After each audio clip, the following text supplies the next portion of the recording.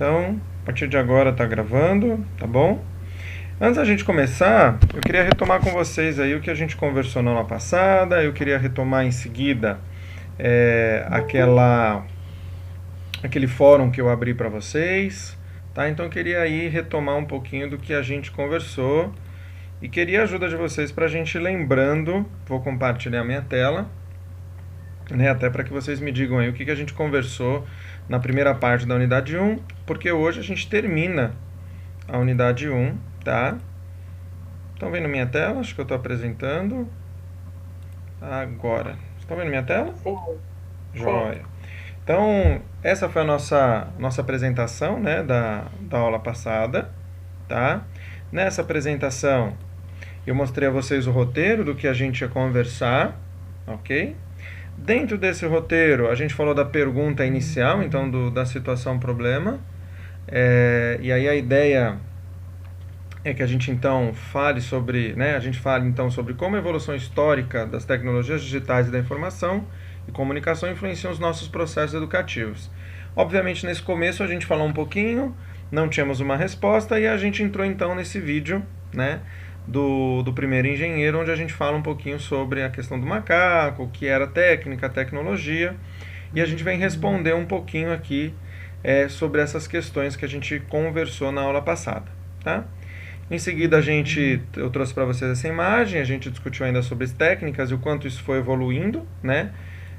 Falamos um pouquinho sobre uma linha do tempo geral, então falamos de pré-história, história antiga, história medieval, história moderna, história contemporânea, e a gente percebeu uma coisa muito importante. Conforme a evolução da tecnologia ela ia avançando, menor era o tempo desse período histórico, né? Então,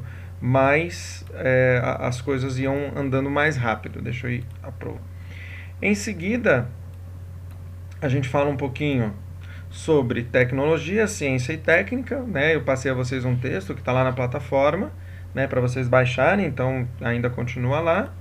E por fim a gente concluiu falando aí dessa questão de inteligência, processo de socialização, o que a técnica tem a ver com tudo isso, e embalamos nas guerras, né, o quanto que as guerras, né, trouxeram avanços tecnológicos. Falamos destes avanços, então trouxe a vocês aí alguns exemplos. E falamos sobre Revolução Industrial, né, a primeira revolução que foi do vapor, a segunda da eletricidade, o terceiro aí da informática, né, da computação, e o último, que a maioria dos estudiosos diz que é a revolução que a gente está, é a quarta revolução da inteligência artificial. E aí eu concluí fazendo uma pergunta a vocês, né, uma pergunta para a gente conversar sobre quais tecnologias você conseguiria identificar, né, e as técnicas que você utiliza diariamente. Pedi que vocês colocassem isso lá num fórum. Antes de eu continuar, até aqui tranquilo, dúvidas, angústias, porque eu vou querer compartilhar a plataforma com vocês. tranquilo. Tranquilo? Joia. Ó, só pra gente retomar a plataforma, que eu acho que é importante. Então aqui, ó, na parte principal eu mantive lá o nosso link para as nossas aulas, a lista de presença, então todas as aulas, né, no dia da nossa aula você já clica lá e já acessa, então durante o dia você acessa para ver o material que está lá. E aqui caso você tenha alguma dúvida que você queira trazer para nós, tá bom? Deixa eu ver aqui o chat. Tem gente que pôs coisa aqui no chat. Ana, ainda dá para postar coisa lá, eu quero retomar ela agora para a gente começar a conversa desse fórum, tá? Então, ó, antes de eu entrar nele, deixa eu mostrar para vocês aqui, ó. Teve gente me perguntando, me mandou um e-mail, então só para responder, ó, onde é que está o vídeo de abertura, ó? Na aba Seja Bem-vindo, vocês têm lá um pouquinho do que vai ser nossa disciplina, um pouquinho do Eduardo, o nosso plano de aprendizagem, e aqui, ó, tá o link da aula do dia 20, tá? Então, quem quiser assistir aí a aula do dia 20, ela tá aqui, foi a nossa primeira aula. Aí, quando você entra na unidade 1, deixa ele abrir aqui, tem coisa que está oculta para vocês, mas isso não é um problema. Aqui está o PowerPoint da aula passada, que foi isso que eu acabei de mostrar. Aqui o texto de tecnologia que a gente conversou. Aqui depois eu vou pôr a parte 2, tá vendo aqui, ó, a parte 1. A nossa aula, né, da aula passada está aqui gravada, ó, então quem quiser assistir a aula passada, ela está aqui inteirinha. Os vídeos, as referências que eu fui fazendo, ó, até aqui. Então, o vídeo lá do Uma Odisseia no Espaço, a evolução da humanidade com aquela imagem, os avanços tecnológicos. Eu tenho 3 sites de onde eu tirei essas informações, então deixei os sites para vocês. Um site fala sobre Revolução Industrial. Esse Saiba Mais, turma, é para você, né, ir atrás de mais informação. Então, eu quis pôr isso para vocês. Quando a nossa aula acabar, ó, eu já tenho mais 4 itens aqui que eu quero disponibilizar para vocês, tá? O fórum que a gente discutiu, e aqui está oculto, mas já está aqui montado para vocês, uma verificação de aprendizagem, uma avaliação que a gente vai... eu vou falar dela hoje, e aí depois dela eu vou liberar o feedback para a gente finalizar a unidade 1, tá bom? Então, só para a gente entender o roteiro, a gente termina hoje a unidade 1, tá? Mas antes eu queria trazer isso aqui. Eu queria trazer o fórum, né? E, se possível, ó, eu pedi a vocês, né, se houvesse dúvida ou aquilo que a gente viu na apresentação. Alguém gostaria de dizer o que colocou lá? Alguém gostaria de trazer a informação que está lá? Ou eu vou comentando? Se alguém quiser começar falando, eu postei tal coisa, quiser explicar o que colocou, eu vou gostar bastante. Antes da gente entrar na nossa teoria aqui, nessa parte mais teórica. Ó, só para dizer, ó, a Daiane colocou, Givalda colocou, a Bruna, a Elísia, a Maria Jesus, a Silvana, a Neiva. Então, se alguma de vocês quiser colocar, ou alguém que não colocou quiser comentar, né, tente identificar as tecnologias e as técnicas que você utiliza diariamente. Você sabe a origem de cada um desses conhecimentos? Qual é a utilização dessas tecnologias na educação? De que forma crianças e adolescentes utilizam e sofrem influência dessas tecnologias? Anote suas impressões e volte a elas ao longo dos seus estudos. E essa é a ideia para que a gente possa então discutir sobre isso. Alguém gostaria? Essas que eu comentei, ou alguém gostaria de, mesmo que não tenha colocado no fórum? Não? Deixa eu habilitar. Quem que me perguntou se ainda dá para pôr? Fui eu, prof. Ana, quer que você não colocou? Não, eu não coloquei no fórum ainda. Tá, eu vou abrir lá, mas o legal é... Você quer falar? Não. Não? Porque, gente, vocês colocaram coisas muito bacanas lá. Eu dei uma lida e tem coisas muito legais lá que vocês colocaram. Por isso que eu tô perguntando se vocês não querem falar o que tá lá. Senão eu faço meus comentários lá também, não tem problema. Se vocês não querem dizer, também não vou pressionar ninguém a dizer não. Ó, Ana, tô fazendo aqui com vocês, ó. Eu tinha colocado até às 19, eu vou deixar até às 10, tá bom? Do Tá dia bom, de prof, hoje. obrigada. Aí você coloca teu comentário lá também, depois eu faço comentários lá de quem colocou, tá bom? Não tem problema Tá bom. não. Bem, Tá então bom. se a maioria não quer falar, se ninguém se manifestou, eu vou seguir daqui. E aí vocês me dizem se está claro até agora, se tem dúvidas, por favor. Podemos falar então? Eu posso seguir? Sim, vou falar. Então tá bom. Então depois eu faço os comentários nas postagens de vocês, tá bom? Bem, eu vou entrar na discussão de sociedade contemporânea, modernidade ou pós-modernidade. E aí algumas perguntas para nós, né? Se a gente já ouviu esses termos, o que você sabe, se você sabe o significado disso, o que é modernidade, o que é pós-modernidade, qual a importância de reconhecermos esses termos para as nossas disciplinas de tecnologia. Então vamos lá, uma pergunta por vez. Alguém já ouviu falar sobre esses termos? Falem comigo. Não. Modernidade já, pós-modernidade não. Não, modernidade já, pós-modernidade. Alguém aqui arrisca o significado de cada uma delas? Alguém arrisca esse significado do que é modernidade, do que é pós-modernidade? São as mesmas coisas, são diferentes? Como é que é isso? Ninguém arrisca? Esse povo tá calado hoje. Foi influenciado pelo iluminismo, algo do tipo. Iluminismo? Iluminismo? Teve influência? Tem influência esses períodos, ok. Ana, eu vou ser muito franco com você. Mais do que a gente ficar preso às questões históricas, eu gosto muito da gente entender o porquê das coisas. O porquê das coisas faz a gente entender os nomes dessas coisas. Tá? Então, nunca o Eduardo aqui vai pedir a vocês questões históricas como essa que você acabou de falar. Né? Então, por exemplo, a modernidade está vinculada ao iluminismo. Para isso eu preciso entender o que é iluminismo. Para isso eu preciso entender o porquê. Então eu prefiro que você entenda o porquê do que a gente ficar nessas teorias históricas que historiador gosta bastante. Tá bom? A modernidade é o que a gente vive hoje também, né? A modernidade é o que a gente vive hoje. E a pós-modernidade? No futuro, No futuro? E por que eu tenho acredito então que sim, não sei. teóricos? E por que eu tenho teóricos que dizem que a gente vive a pós-modernidade e não a modernidade?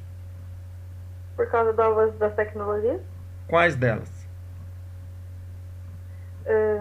Tô O chacoalhando vocês. o avanço tanto na tecnologia como celulares mais modernos, mais potentes, Isso é modernidade ou computadores. pós-modernidade? Qual a diferença?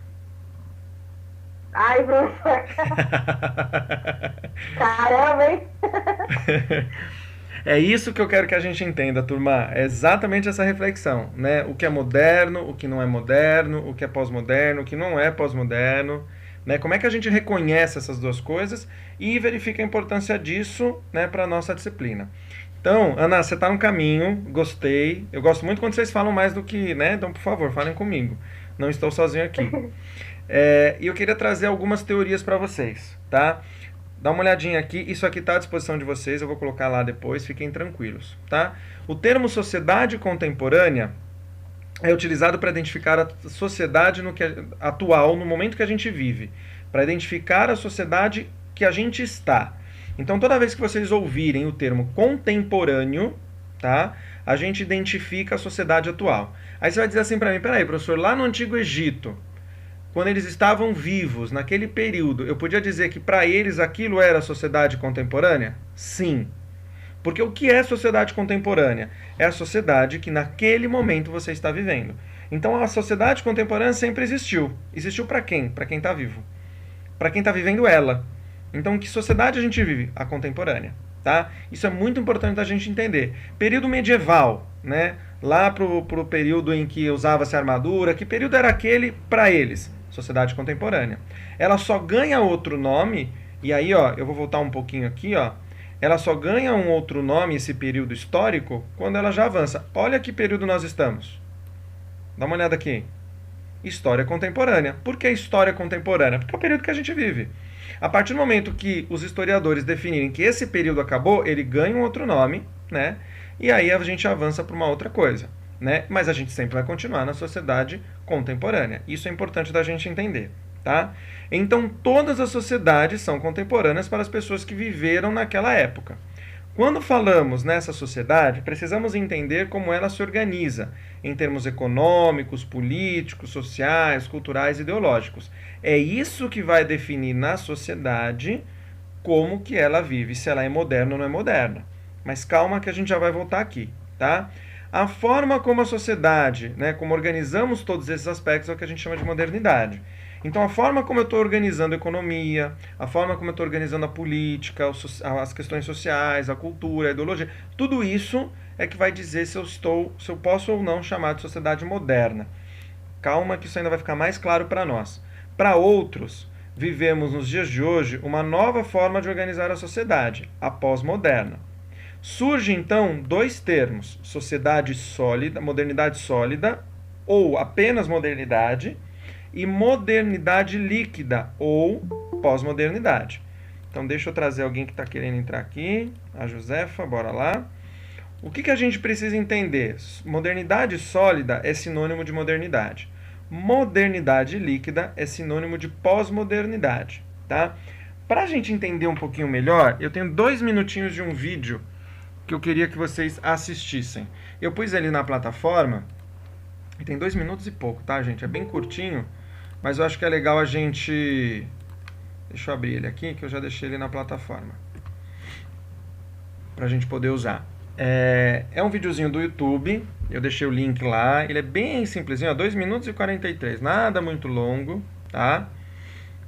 Mas eu queria partilhar ele com vocês pra gente entender um pouquinho da onde vem isso. Só para vocês entenderem, esse termo modernidade sólida ou modernidade líquida, ele vem de Bauman, tá? Então, o autor que traz isso, o autor que discute essa... E vocês vão ouvir aqui um pouquinho, é o Bauman, então ele é o precursor dessa discussão. Mas vamos entender melhor, ó. Estão conseguindo ver? Boa tarde. Boa tarde. Sim. Segura aí, moça. Deixa eu permitir que a Débora entre aqui. Modernidade líquida. Você já ouviu falar? Uma realidade de incessantes transformações está gerando angústias e incertezas que acabam levando as pessoas ao consumo e ao individualismo. Fluidos e líquidos mudam suas formas com facilidade, diferente dos sólidos, que precisam de tempo e situações favoráveis para a mudança. O professor polonês Zygmunt Bauman, importante sociólogo da atualidade, lança um olhar crítico para as transformações sociais e econômicas do momento histórico que vivemos, quando as próprias pessoas se transformam de maneira rápida e imprevisível. Sobre isso, o sociólogo diz: tudo é temporário. A modernidade, tal como os líquidos, caracteriza-se pela incapacidade de manter a forma. Nas realidades escolares, encontramos professores e funcionários formados na modernidade sólida, que está associada aos conceitos de comunidade, laços de identificação entre as pessoas, o que costuma trazer uma sensação de perenidade e segurança. Nesse encontro, ou na passagem do mundo sólido para o líquido, percebemos a liquefação de formas sociais fundamentais, como trabalho, família, engajamento político, demonstração de amor, amizade e, por fim, a própria identidade.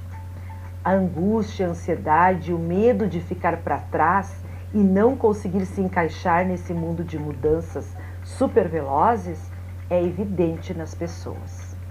E o professor, preso às relações afetivas duradouras e até necessitado delas para encaixar seu conteúdo, encontra esse contexto de laços momentâneos e volúveis, que tornam o ambiente da aprendizagem mais superficial.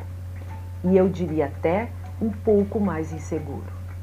Nós, do modernismo sólido, estranhamos as relações interpessoais que podem ser desfeitas com a mesma facilidade que se estabelecem. Não trago um problema e nem uma solução no comentário de hoje, mas sim uma realidade com a qual nós, educadores de casa e das escolas, estamos a conviver e precisamos encontrar formas de ensinar, apesar dessa realidade ou com ela. Até o nosso próximo encontro. Eu quis trazer esse videozinho porque ela consegue rapidamente explicar para nós um pouquinho do que é sólido e líquido, tá? Tem coisa surgindo aqui no chat, eu gosto assim, ó. Quando surgiu a internet, virou pós-modernidade. Deixa eu ver, peraí, eu vou voltar mais. Esses slides número 4 tem no... Daiane, eu vou pôr depois, tá bom? Depois da nossa aula eu vou disponibilizar eles lá, tá? Os slides que eu estou usando, tá bom? Modernidade e Revolução Industrial. São coisas diferentes, Neiva. Quando a gente fala de modernidade, a gente está falando de período, tá? Quando a gente fala de Revolução Industrial, a gente fala de como a indústria foi se revolucionando, que são aquelas 4 etapas. Alguns historiadores dizem que a gente está na modernidade sólida, outros dizem que a gente está na modernidade líquida, ou modernidade pós-modernidade, tá? Eu não quero aqui entrar nessa seara, nessa discussão. O que a gente vai conversar aqui um pouquinho é em relação ao que cada uma delas significa, para a gente entender esses conceitos, tá? Posso até dizer o que eu acho, né, o que eu penso sobre, mas eu não quero aqui determinar que período nós estamos. Eu quero que a gente reflita sobre esta diferença, tá? Porque cada dia se renova cada vez mais. Maria, para a gente entender modernidade e pós-modernidade, o exemplo do líquido e do sólido é muito fácil da gente entender. Então, o que é uma mudança sólida? É uma mudança que, apesar de ser novo, né, apesar de ser moderno, ele não muda constantemente. Diferente do líquido. O líquido é um componente que muda com frequência. Ele não tem o mesmo formato sempre, né? Se eu pegar, por exemplo, um cubo de gelo, né, a água no seu formato sólido, ela tem aquele formato quadrado fixo. Enquanto ela não derreter e virar líquido, ela vai ter sempre aquele formato. né? Enquanto que o líquido não, ele vai ganhar formato de acordo com o lugar que ele está. É esta comparação do estado sólido e líquido que Bauman traz para a gente numa comparação de modernidade e modernidade líquida. É fato que nós estamos no mundo moderno. É fato que nós estamos num mundo que muda com uma certa rapidez. Mas existem historiadores que dizem que coisas, ou componentes, equipamentos são da modernidade sólida e outros são da modernidade líquida. E é aí que a gente vai discutir um pouquinho para a gente entender do que se trata, tá? Vamos pensar um pouquinho. Natália, já já eu te respondo, tá? Mas vamos entender algumas coisas que eu acho que é muito importante. Quer ver um exemplo muito fácil da gente entender? Quando a gente fala... deixa eu interromper um pouquinho o compartilhamento para a gente se ver. Quando a gente fala de modernidade sólida, vamos pensar num equipamento moderno que seja sólido. Ventilador. Peraí, professor, como assim ventilador? Qual a mudança desde o dia que o ventilador foi inventado até os dias de hoje? Quem arrisca? O que mudou no ventilador dos dias que ele foi inventado até hoje? Alguns designers só. Mas ele continua tendo hélice? Ele continua girando com aquela hélice? Sim. Seja ele de teto ou seja ele aquele portátil, ele continua do mesmo jeito, ok? Mudou o barulho, ok. Mas mudou muito o formato dele? Ele agora flutua no ar? Mas ele flutua no ar? Ele precisa estar na tomada. Isso mudou? Não. Existe algum ventilador... Tudo bem, a pilha da 25 de março, ok? Mas existe algum ventilador que ele carrega por energia solar e que ele flutua igual um drone? Não tem. Eu estou inventando. O ventilador ele se mantém. Isso, para os historiadores, é o que a gente chama de modernidade sólida. Geladeira. Ah, professor, tem geladeira com telinha digital. Ok, mas o que ela mudou na sua consistência? Nada. A geladeira serve para congelar alimento. Tudo bem, uma é mais tecnológica do que a outra, mas a geladeira em si... ela continua sendo a geladeira, né? Agora eu vou fazer vocês pensarem. Celular. Quando surgiu, servia para? Ligar. Acreditem se quiser, ligar, né? Ele funcionava para fazer ligação. E hoje? Ligar, falar no WhatsApp, falar na internet. Raramente ligar, né, Ana? Fazer trabalho. Raramente ligar, né, Ana? Você prefere falar pelo WhatsApp, né? Mandar mensagem, resolve, entrar nas redes sociais. Se você Ou ligar por WhatsApp. Só. Perfeito. Mas não uma ligação convencional. Quem manda SMS ainda? Nossa. Eu, olha lá. Percebe? Mas vocês pensam, se eu fosse falar para vocês, né, o celular, aqueles primeiros celulares com antena, com flip que abria aquele tijolão na orelha, né? Primeiro que ele não tinha nem visor, você só tinha o número, né? Tinha lá aquele teclado para você digitar. Hoje, o celular é só um visor. O celular não tem mais o número. Cadê o número? É um vidro inteiro, né? Se eu pegar qualquer... É isso que é esta diferença de modernidade sólida para modernidade líquida. Um componente tecnológico que mudou com muita frequência, muito rápido, e que daqui 6 meses vai ter um outro. Né? Até 1 ano atrás, 2 anos atrás, a gente não tinha celular com mais de uma câmera traseira. Hoje você tem celulares com 4, 5 câmeras traseiras. Né? E assim vai indo. A evolução desses componentes ela é muito rápida.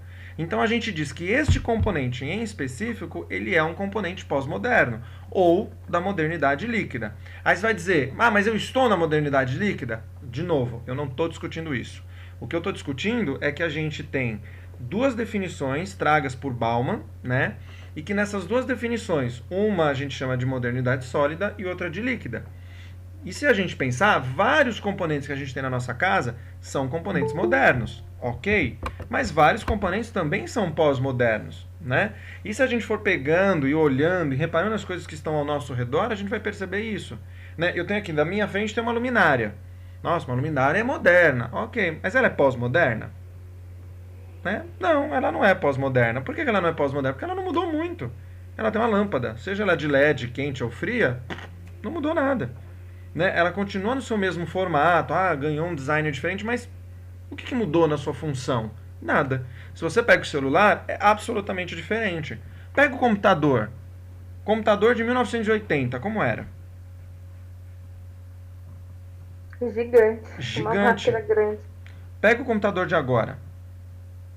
né? Pequenininho a tela. Pronto, você tem notebook, raramente você tem um PC, né? Tablet. O tablet hoje é muito fácil. Volta 20 anos atrás, como que era um tablet?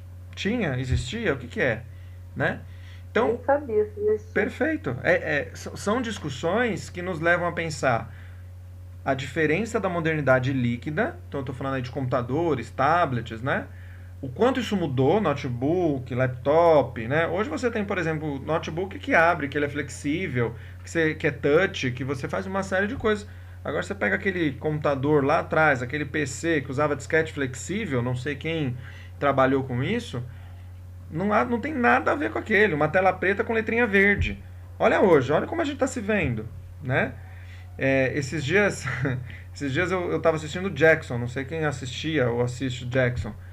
Metade das coisas tecnológicas que passam no Jackson já tem no dia de hoje, né? Se a gente for olhar, nossa, eles achavam o máximo pegar um negócio e falar com outra pessoa por esse negócio. Esse negócio é meu celular, é um Android, né? Eles achavam o máximo, né? Você colocar os olhos lá para fazer leitura de íris ou de dedo. Hoje tem um monte de condomínio que só entra se você colocar o dedo na porta. Ou seja, aquilo que a gente entendia como, nossa, moderno, está aqui hoje, nos dias de hoje, né? E são tecnologias pós-modernas porque elas mudam com frequência. E nesse videozinho de 2 minutinhos, ela também faz referência ao comportamento das pessoas. Então, quando uma pessoa ela tem um comportamento mais moderno, né, no sentido de sólido, diferente do pós-moderno, ela tem um comportamento que a gente diz na área tecnológica que é um comportamento mais fixo, um relacionamento interpessoal mais fixo. Ela faz essa comparação, acho que vocês perceberam. Diferente do pós-moderno, que, tudo bem, meu colega, ok, sou próximo, outro amigo. Ela não tem aquela questão fixa para essas questões pós-modernas, porque o pós-moderno é rápido, ele muda com frequência, né? O lugar que eu estou está tudo bem, mudou. E isso tem a ver com uma discussão que a gente vai ter em outra unidade, que tem a ver com o período em que essas pessoas nasceram. Mas isso eu vou deixar para depois, tá? Gente, pergunto, tá fácil entender o que é moderno e pós-moderno? Preciso saber de vocês. Sim. Ok. Natália, vamos lá. Deixa eu ver aqui. Modernidade líquida está relacionada ao capitalismo. Então, já vou falar disso. Sim, também. Bauman fala que nada é feito para durar, correto? Natália, Bauman diz que existem 2 tipos de mudanças. As mudanças que são mais frequentes e as mudanças que não são tão frequentes, né? E que absolutamente nada que a gente tem hoje, daqui 10, 20, 30 anos, vai se manter do mesmo jeito. Alguns vão se tornar modernos e outros pós-modernos, e daí ele tira essa teoria. Alguns vão sofrer muitas mudanças e, portanto, é pós-moderno. Outros não vão sofrer tantas mudanças e, portanto, é moderno. Tá? Débora, você não está me ouvindo? Gente, o som tá bom para vocês? Eu falei e nem perguntei. Pra mim tá, pro. Joia. A aula vai ser gravada? Sim, todas as nossas aulas eu gravo, tá, gente? Joia, ainda bem. Então vou seguir, vou compartilhar minha tela, então se tá ok. Gente, se tiver dúvida, me perguntem. Vocês já perceberam, o Eduardo fala demais. Eu só espero que esteja claro, tá? Eu queria trazer para vocês, eu vou deixar aqui, deixa eu só colocar, deixa eu compartilhar minha tela rapidinho. Baseado no que eu disse, eu queria que vocês fizessem um exercício, eu espero que vocês tenham aí rapidinho um caderno ou uma folha de papel, enfim. Eu vou trazer uma música aqui agora, só deixa eu parar aqui um pouquinho, chamada Modernidade, tá? Eu queria que vocês destacassem ou tentassem destacar nessa música, aqui está o trecho dela, enquanto a gente vai ouvir, a gente vai poder ler, tá? Trechos que vocês enxergam como modernos e trecho que vocês enxergam como pós-modernos. Depois eu pergunto de onde veio a música, tá bom? Mas eu vou pôr a música aqui agora pra vocês. É de um cantor chamado Lulu. Dá uma olhada. Só um exercício pra gente fixar isso.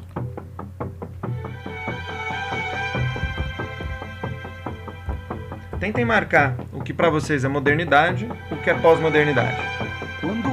Quando éramos intactos, projetos imaturos, fomos modernos, nos couberam ternos, gravatas e moldura, cultura inferno. fôssemos eternos quando era primeiro, primeiro e certeiro amor. Era indolor querer tudo, íamos na vida a cada fome, a cada fama. Nos couberam ternos, gravatas e moldura, cultura e inferno. Quando éramos intactos, projetos imaturos. Fomos modernos, fôssemos eternos quando era primeiro, primeiro e certeiro amor. Era indolor querer tudo, íamos na vida a cada fome, a cada fama. E a grama era verde, o nosso vale e os nossos 1000 metros de medo. Intactos, projetos imaturos e modernos, cultura e inferno. Fôssemos eternos, gravatas de moldura, ternos que nos couberam. Fôssemos eternos quando era primeiro, primeiro e certeiro amor.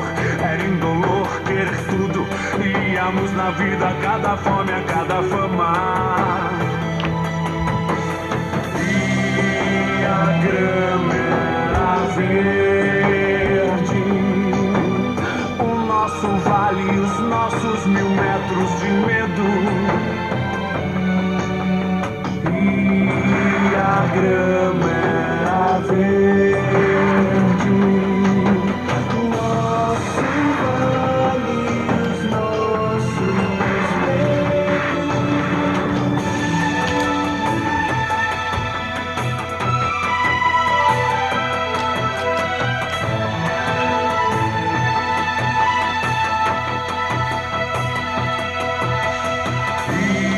E a grama era verde, o nosso vale e os nossos 1000 metros de medo. E a grama era verde.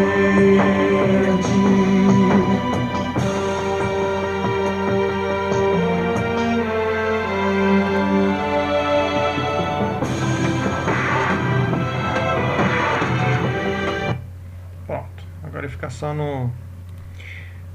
Quem arrisca? Professora Neiva, Vai eu lá, Neiva. achei o pós-moderno o medo.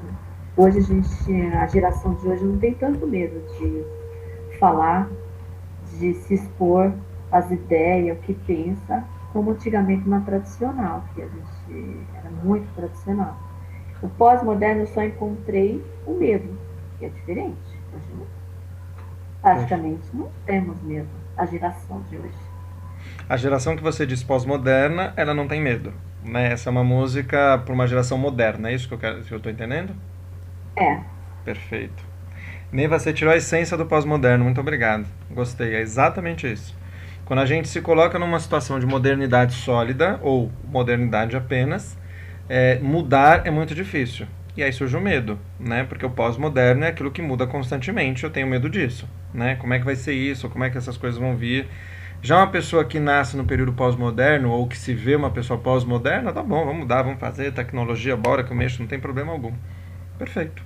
E modernidade? Quem arrisca? Quem mais contribui?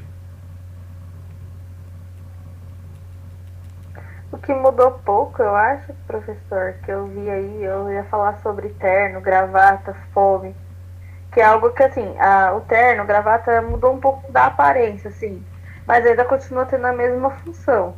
A fome pode ter a tecnologia que for, pode ter o mundo que for, mas a gente vai continuar sentindo a mesma dor de quem passa fome, a gente vai continuar do mesmo jeito, não muda, não tem como ser algo novo. Você consegue enxergar que o que o Lulo traz, né, o que o cantor traz aqui, é a fome vinda dessas mudanças? Que, portanto, ela se mantém? Né? Quando ela fala de fome, ele fala de fama. Isso está atrelado desde que o mundo moderno existe, né?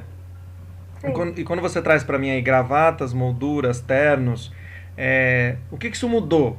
Né? Porque gravata não é uma coisa do período medieval, concorda? É do período moderno.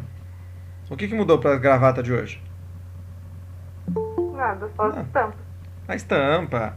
Uma é mais fina do que a outra, mas Gravata é gravata, né? Terno é terno, né? Moldura é moldura. Então, isso é moderno? Isso é moderno. Perfeito, absolutamente perfeito, né? Mas não houve mudanças, então isso é moderno, né?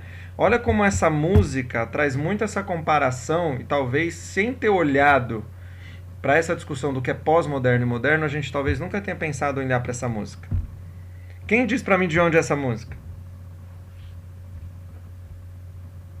Ixi.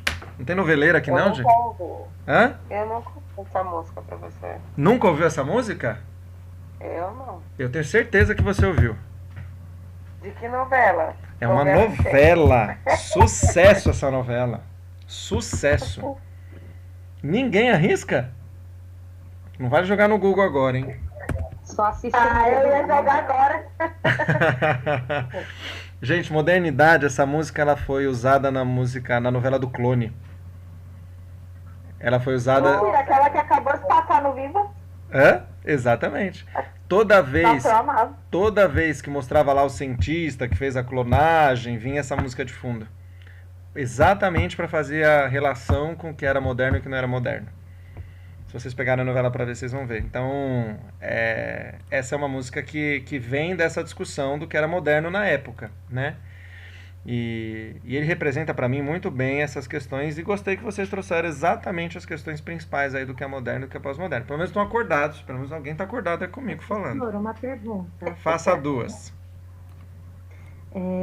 A música menciona cultura e inferno. Cultura seria algo sólido ou líquido? Na minha opinião, como a música se chama modernidade, é aos olhos de quem se vê moderno e não pós-moderno. Então a cultura se torna um inferno porque ela muda muito rápido. Cultura não é algo fixo. A cultura e a arte mudam com uma velocidade imensa. Isso para mim é pós-moderno. Então quando ele fala que nos couberam os ternos, gravatas e moldura, até aí beleza. A cultura e o inferno. Percebe que está em outra linha aqui, ó. Porque isso aqui é moderno, me coube isso. Uma cultura é um inferno. Por quê? Porque isso aqui muda muito rápido. É a mesma relação que a Neiva trouxe do medo, né? Quando ele fala aqui, ó, ele fala do medo. Por que medo? Medo da mudança, medo do pós-moderno, medo do que vem depois, né? Então, na minha opinião, é essa a interpretação que eu faço, né? Por exemplo, quando ele traz aqui, ó, íamos na vida, cada fome a cada fama. Isso é normal. Era indolor querer tudo. Por quê? Porque é moderno, não dói, né? É normal querer tudo, um primeiro, um certeiro amor, uma vida, ó, você vê fome, vê fama, tá tudo bem, né? Mas a cultura é um inferno. Quando nós éramos intactos, projetos e imaturos, nós fomos modernos. Ou seja, lá atrás a gente foi moderno, né? E talvez tenha gente que se mantém desse jeito e não quer mudar de jeito nenhum, tá tudo bem, né? Agora vem o medo, né? A grama era verde. O nosso vale e os nossos 1000 metros de medo. Por quê? Porque a minha grama lá era muito boa, eu não quero mudar. Sabe aquela frase, a grama do vizinho é sempre mais verde? Ela é boa, tá tudo bem, né? Agora, quando muda, o que acontece? Medo, né? Inferno, meu Deus, vai ter que mudar tudo, né? É um medo de quem está na modernidade e não enxerga a possibilidade de pós-modernidade, né? É uma relação que esse Lulo faz aqui. Tá?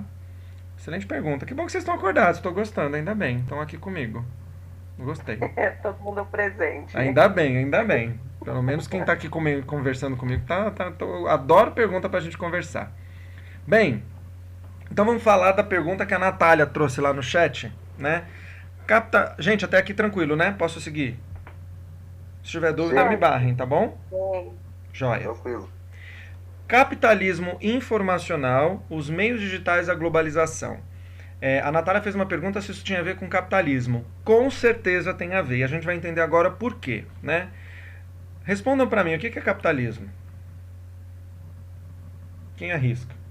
Não tem certo e errado, tá, gente? Só pra gente conversar. Ninguém arrisca o que é capitalismo? Conceito de... Não sei se eu posso falar, tipo, na questão econômica, é um modo de pensar economicamente? Modo de pensar economicamente, também, ok. Tentem não definir isso muito teoricamente, ok? Pode ser algo muito mais na prática, assim. Quando a gente Será que seria o que vivemos hoje, professor? Me explica. o mundo do capitalismo? Que a gente tem dinheiro, vai lá, compra, a era do comprar, a era do consumir, querer as coisas. Está atrelado então ao meu consumo, ok? A conquistar as minhas coisas, a comprar algumas coisas, a adquirir outras coisas, beleza, tá? Quais os tipos de capitalismo que a gente tem hoje em dia? Quem arrisca? A tecnologia. Tecnologia? Tem um celular hoje, eu quero. Olha, eu já tenho um. Mas se eu pudesse ter um S20, por exemplo, é o consumo, é o consumo. É o dinheiro. O capitalismo para mim é dinheiro. Eu só me vejo assim, dinheiro, cifrão. Tem que gastar. Gastar. Gastar o que não tem. Perfeito. Capitalismo está atrelado. Né? Capitalismo está atrelado a consumismo, mas a gente precisa. 12 vezes sem juros. Mas a gente também precisa entender o tipo de barganha que a gente tem atrelado ao capitalismo, né?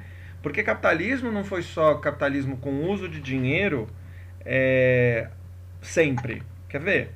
Vamos entender o que eu quero dizer. Ó. O que é capitalismo? Né? Forma de organizar a sociedade que se alterou ao longo da história. Cada um identifica a principal forma de obtenção de riqueza. Capitalismo mercantil, capitalismo industrial, capitalismo financeiro e monopolista ou capitalismo informacional. Vamos entender isso. Ó. Capitalismo mercantil, tá? Ele é deste período, né, do século XVI e século XVIII. É uma forma de obtenção de riqueza com compra e venda de mercadorias lucrativas na América. Então surge aqui o primeiro tipo de capitalismo. Nesse período, uma forma de obter riqueza comprando e vendendo mercadorias. Ah, professor, isso é tranquilo. Até hoje isso existe. Ok, também concordo.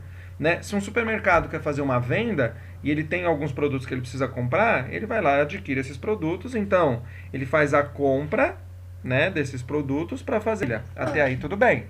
Ok? Professor, eu tenho uma dúvida. Faça. O capitalismo, então, ele nasceu aqui na América? Este capitalismo, Na Europa? este capitalismo que a gente chama de mercantil, surge neste período com o intuito de aquilo que eu tinha na Europa começa a ser vendido para outros países. E aí surge o que a gente chama de capitalismo mercantil. É neste período e com a relação com as Américas que surgem os novos tipos de capitalismo. Porque até então só tinha capitalismo. O que era o capitalismo? Eu quero comprar um pão. Eu vou lá e compro um pão. Né? Mas a troca de mercadorias não existia entre os países. E é aqui que ela começa a existir. Né? Isso está relacionado com a exportação de produtos? Com exportação e importação. Perfeito. Exatamente isso. Só que aqui, gente, vamos entender uma coisa, né? Eu estou falando de um período, né, em que... O que você está vendendo? Ah, eu estou vendendo o que o cara ali produziu. O que ele produziu? Ele produziu tomate. Né? Então, o que se vende? Vende as mercadorias que o outro plantou. Então, quando você começa a levar isso para um outro país, você começa a aumentar aquilo que o cara está produzindo, aquilo que o agricultor está produzindo, para poder fazer essas vendas em outros países. E aí a gente fala de mercantil, né, que é efetivamente esse período. Vocês já ouviram falar da questão das Índias, da questão da colonização do Brasil, né? Pós esse período começa a aumentar então, né? Morre o escambo, morre troca de produto por produto, né? Morre, por exemplo, quando Portugal começa a colonizar o Brasil, ele não faz troca com os índios, isso morre, né? Isso já era, né? Aqui começa a ter uma obtenção de riqueza por compra e venda de mercadoria. Então, eu tenho uma mercadoria e eu quero vendê-la. O outro que está lá na outra cidade, no outro país, ele quer fazer a compra disso. Então, a gente está falando de capitalismo mercantil. E aí, esse nome surge, capitalismo mercantil, exatamente por essas mercadorias que vinham para a América. Tá? Em seguida, vamos refletir. Tá? A gente tem o capitalismo industrial. Um cara saca que, pera um pouquinho, eu estou vendendo tomate. Vou dar um exemplo do tomate, tá? Que foi por onde eu comecei. Eu vendo tomate, a dona Maria lá na casa dela pega o tomate e faz um molho. Por que agora eu vou vender o tomate se eu já posso vender para ela o molho? Começa a surgir o que a gente chama de capitalismo industrial, atrelado à indústria, a produção e venda de produtos industriais. Ou seja, nesse período do século XVIII ao XIX, as indústrias começam a tomar conta disso. Ou seja, eu não estou dizendo que o capitalismo mercantil morreu, porque não morreu, continua até hoje. Mas surge também o capitalismo industrial. O que é o capitalismo industrial? É o capitalismo por meio de uma indústria. Então, ao invés de eu vender exclusivamente o produto, eu posso pegar esse produto que eu vendia sozinho e transformá-lo em outro, né? E vender esta produção. Né? E aí entra a indústria. E aí você começa, de novo, a gente volta lá para a Revolução Industrial. Né? A indústria a vapor, a indústria elétrica, a indústria de informática, né? Com as questões de tecnologia, agora com inteligência artificial. Então, este capitalismo é um capitalismo que nasce nesse período, mas ele também não morre. Tá? Ele se mantém. Capitalismo financeiro e monopolista. Tá? Deixa eu tirar aqui essa... Não sei se vocês estão vendo. Forma de obtenção de riqueza. União entre grandes bancos e grandes empresas que construíram navios e estradas de ferro. Neste período, o transporte de ferro, né, as ferrovias, elas aumentam e percebe-se então que, espera um pouquinho, o cara lá que produziu tomate, que agora produz o molho, ele começou a enriquecer. Onde eu posso guardar esse dinheiro? No banco. Surge o capitalismo financeiro. Surge o capitalismo que ganha dinheiro pelo dinheiro, né? Que aproveita o dinheiro para ganhar dinheiro, né? Que são os bancos que a gente tem até hoje. Itaú, Santander, Bradesco. Então é um tipo de capitalismo que antes não existia, porque não existiam bancos desta forma, e que eles começam a ganhar dinheiro sobre o juro, sobre a produção, que surge no período das ferrovias, né? Século XIX, século XX. Bem, e a gente cai então no capitalismo informacional, dias de hoje, né? Forma de obtenção de riqueza, controle e venda de informações, especialmente através da internet. Sem eu explicar, quem me explica isso? Venda de informações. Hã? Entraria o capital intelectual nessa parte? Capital intelectual. Tá, mas como é que eu vendo informação pela internet? Ô, professor. Pelas redes sociais? Instagram. Rede social, Instagram. Gente. Relacionado com os cookies, né? Eles vão vendo tudo que você pesquisa. Também. Vai gravando suas informações. Gente, quer ver uma coisa muito fácil? Como é que um youtuber ganha dinheiro? Dando conteúdo que a gente se interessa. Dando conteúdo Likes, que a gente... né? Live, Teus só... likes, views. Por aí, Fazendo né? publicidade. Obrigado. Quem falou? Quem falou da publicidade? Larissa. Gente, você pega um youtuber. Não é porque ele tem 10 mil seguidores, 100 mil seguidores que ele ganha dinheiro. Sabe por que ele ganha dinheiro? Porque a Coca-Cola vira pra ele e fala assim, olha, enquanto você faz a sua live, você não tomaria uma Coca-Cola? Ah, eu tomaria, mas quanto você vai me pagar? Ah, eu te dou 1 centavo por pessoa que assistir. E aí aquele vídeo ele tem 100 mil pessoas que assistiram. Tá dando pra entender? Ele está vendendo uma informação para nós de que a Coca-Cola é boa sem falar absolutamente nada da Coca-Cola, porque um monte de gente segue ele, assiste os vídeos dele e tem atrás dele... Reparem de hoje em diante quantos youtubers, quantos blogueiros não tem uma roupa, uma caneta, um produto que usa, algo atrás, algo do lado, um boneco, uma imagem de alguma coisa. Marca. Uma marca. Essa marca, essa informação de compra e venda... Não tá ali porque ele é fã da Coca-Cola, ou porque ele é fã de um... Não, é porque ele tá ganhando dinheiro com aquilo. Aquilo que ele pega... Fala.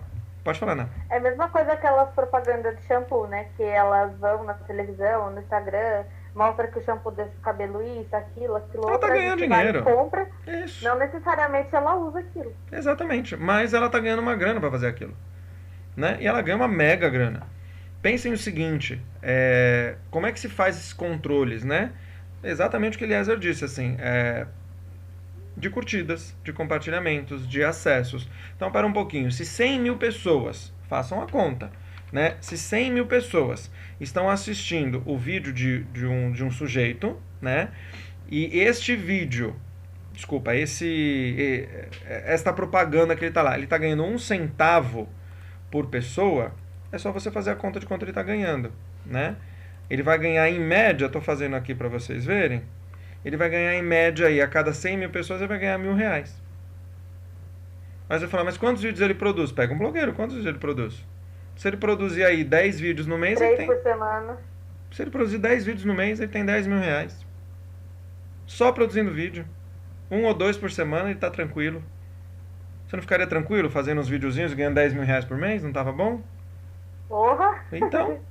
Ah, mas tem gente que ganha muito mais. Tem gente que ganha muito mais. Você já não viram aquelas páginas assim? Para você, vou te mandar um material gratuito. Se você quiser continuar assistindo, você paga 2 e pouco, 3 e pouco por mês e você consegue. Sei lá, uma página de, não sei, de receita, uma página de artesanato, uma página de material ou de um curso. O que se faz nos dias de hoje na internet? Se vende informação. E é esse capitalismo que a gente está atualmente.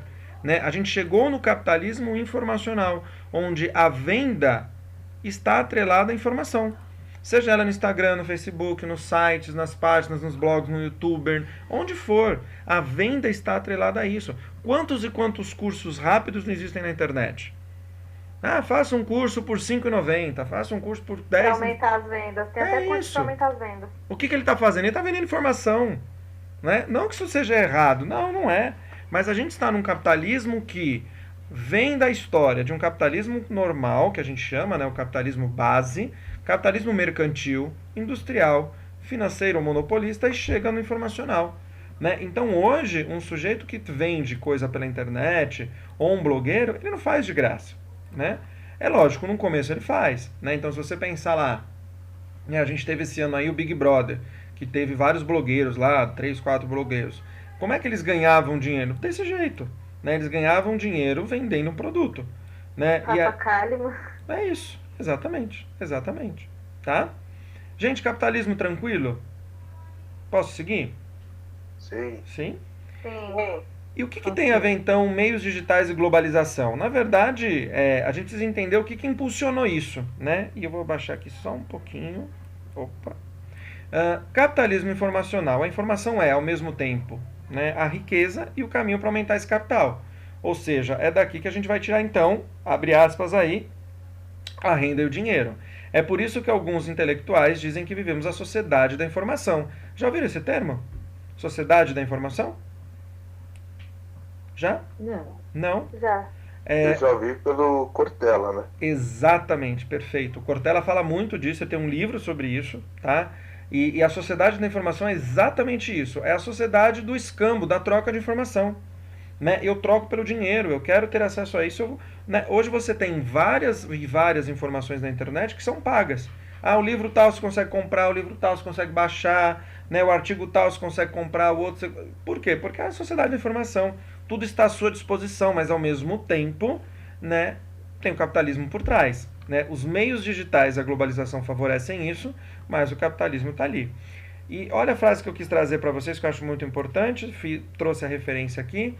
As transformações em direção à sociedade da informação em estágio avançado nos países industrializados constituem uma tendência dominante mesmo para as economias menos industrializadas e definem um novo paradigma, o da tecnologia da informação, que expressa a essência da presente transformação tecnológica em suas relações com a economia e sociedade.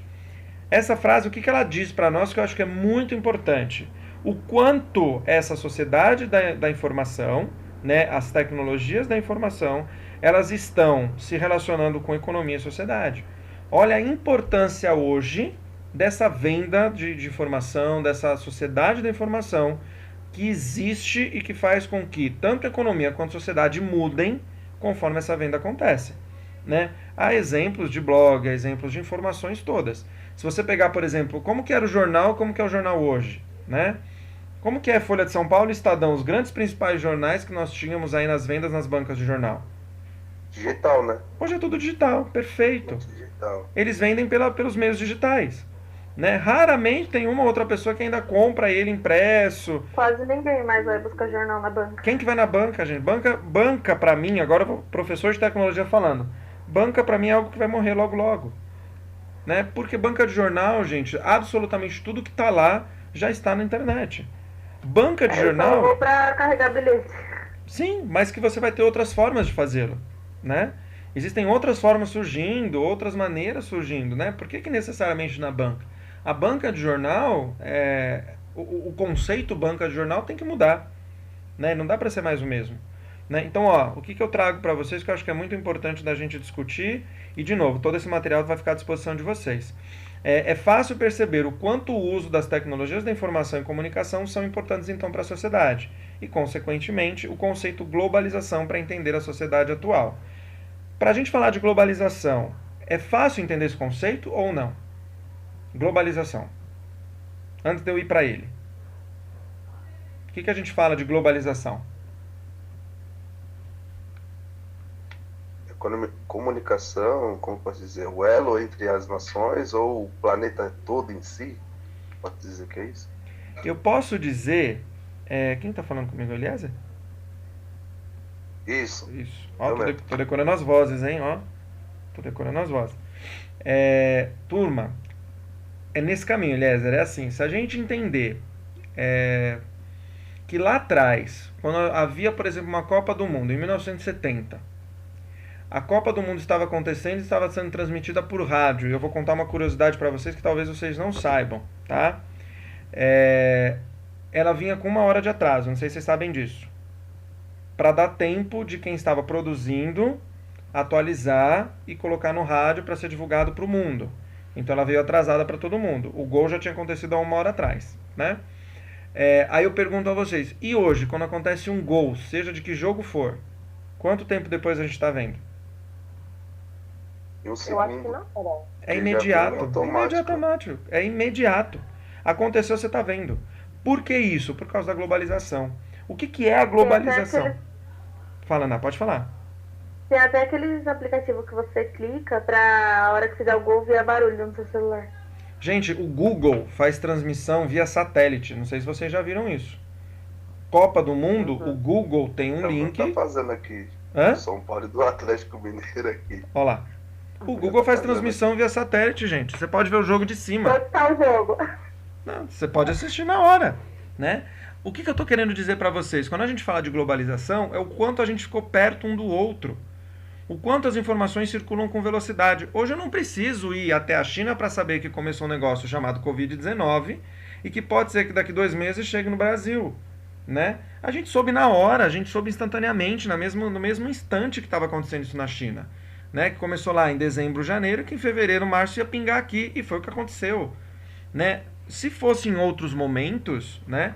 Talvez demoraria para a gente entender o que aconteceu, onde chegou, de que jeito veio. Por quê? Porque a globalização proporciona isso, proporciona que as informações, que as trocas sejam muito rápidas, né? Viagem é muito mais rápido. Ah, mas eu nunca fui para tal país. Tá bom, põe no Google, existem várias ferramentas que você pode conhecer um país sem mesmo ter chegado lá.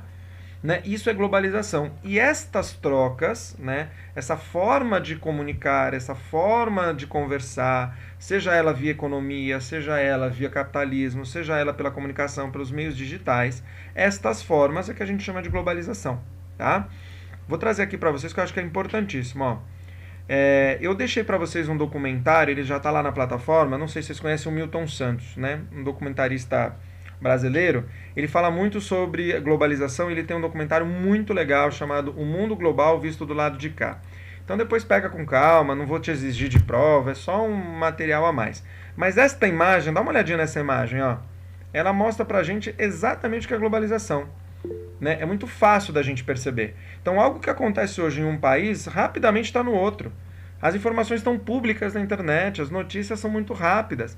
Então nada é perdido, absolutamente. Né? As informações estão lá, estão postas, e as pessoas trocam isso muito rápido. Eu tenho no chat uma pergunta, deixa eu ver. Eu vi que pingou aqui pra mim, mas eu não li ela. Estou chegando. A informação aplicada, ele era incrível. Se não me engano, quem falou muito dele foi a Ana Maria Gentil. Que bom que vocês gostam dele, então assistam que vocês vão curtir muito. É um documentário bem bacana, o link já vou liberar na plataforma. Turminha, bem, chegamos até globalização, item 6, e a gente está quase acabando essa parte, tá? A segunda parte da unidade. Vamos falar de sociedade... Pode falar. Só voltando uma coisa aqui. Mesmo a China sendo um país comunista, fechado, socialista, as informações não deixa de chegar rápido em outros. Né? E Neiva, não deixa exatamente pela globalização, exatamente pelos meios digitais, exatamente porque na mão de todo mundo tem um celular, com câmera, com redes sociais, com acesso à internet. Você pega, por exemplo, Cuba bloqueia uma série de acessos, não sei se vocês sabem disso, né, de redes sociais, de páginas de internet. Mas e daí? O que acontece lá de uma maneira ou outra chega no mundo todo.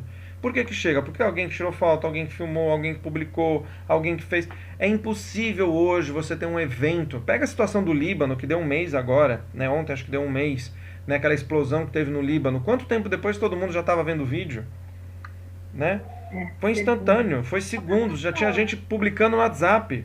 Eu, por exemplo, eu não soube pela internet, eu soube pelo WhatsApp, começaram a me mandar. Né? Olha o que aconteceu, aí que eu fui entrar na internet para entender o assunto. Mas olha a velocidade disso, né? Quem ia perguntar alguma coisa ou falar alguma coisa? No caso da Coreia do Norte, como funciona? Porque eles conseguem se fechar assim de uma forma e quase ninguém sabe o que acontece ali dentro. Vitória, essa é uma relação com as outras empresas responsáveis pelos tráficos de informação, tá? Vou te contar numa instância menor, mas você talvez vai entender com mais facilidade. Aqui no Brasil, por exemplo, se acontece um crime que a gente chama de crime virtual, tá? Na hora, se esse crime foi no Facebook, você aciona o Facebook, ele é obrigado a bloquear aquelas páginas ou fazer o que o juiz determina, né? Se tem a ver com o Google, na hora o Google, né? Se tem a ver com um provedor de internet, a Vivo, a Claro, enfim, seja qual for, na hora ele é obrigado a barrar porque um juiz determinou. O que acontece num país como a Coreia do Sul é um bloqueio exigido pelos governantes. Então a atuação destas empresas, eu estou falando de Facebook, eu estou falando de Google, elas são restritas a pedido do próprio governo. Então a forma de comunicação é outra. Mas se você, brasileira, entrar lá com o seu celular, com a sua internet, você não é coreana, você não faz parte daquela rede, automaticamente você consegue tirar algumas informações de lá, porque o seu WhatsApp ele não é coreano, ele está no celular do seu país. Entendeu? Não sei se eu me fiz claro com esse exemplo que eu dei daqui, né? Mas isso é um... Hã? É verdade, é tipo uma internet, tipo, tem a internet, nesse caso a rede deles são uma rede tipo uma... Como fala isso na internet? Não é... Esqueci o nome da palavra. Que é só deles, é tipo a internet que é restrita só deles. Isso, na verdade, Noeli, é assim, é uma exigência dos governantes, né? Que o tráfego de informações passe por o que eles chamam de censura virtual, né? Que na verdade seja bloqueado algumas informações e não seja permitido publicar. Mas o exemplo que eu estou dando para a Vitória, por exemplo, vamos supor que ela pegou essa informação, ela foi hoje lá, voltou, está com essa informação, está no avião, está indo embora, ela publica. Eles não tem como barrar, porque ela não está mais lá. Né? Então, o tráfico de informações ele vai acontecer de certa forma, né? Mas no país eles garantem que lá dentro, isso é uma constante relação e briga com o Facebook, com o Google, com todas essas empresas que, de certa maneira, né, se envolvem nisso. Eu não sei se vocês sabem, mas, por exemplo, Instagram é do Facebook, né, tudo vinculado. WhatsApp também é do Face, enfim.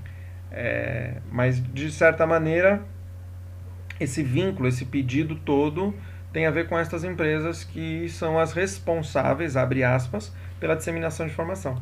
Tá? Sim, né? Eu vi também que alguns países, tipo a Coreia do Sul, que tipo, tem horário para... Se uma criança que tem horário para jogar, tem aquela restrição, tipo, se é menor de idade, de 11 horas ainda, por exemplo, ele não consegue jogar online. Sim, eles bloqueiam, exatamente, eles bloqueiam. Na verdade, Noeli, é assim, são países que pegam para si, são governantes que pegam para a responsabilidade do controle individual.